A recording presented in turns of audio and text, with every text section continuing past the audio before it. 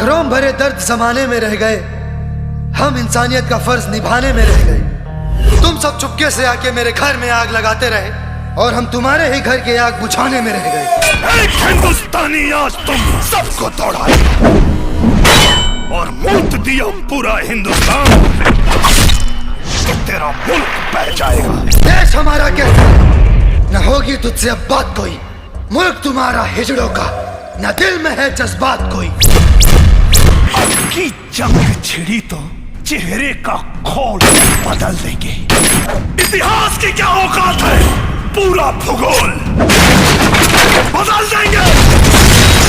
लाहौर से गुजरेगी गंगा, इस्लामाबाद की छाती पे लहराएगा तिरंगा। औकात नहीं तेरी कुछ भी, तू सर पे चढ़ जाता है। तेरे जैसे कुत्ते को हमको समझाना आता है। हम भारत माँ के सपूत हैं, ईंट से ईंट बजा देंगे। तू दर दर ठोकर खाएगा, ऐसा कोहराम मचा देंगे। सुधर जाए पाकिस्तान वरना नक्शे से मिट जाएगा।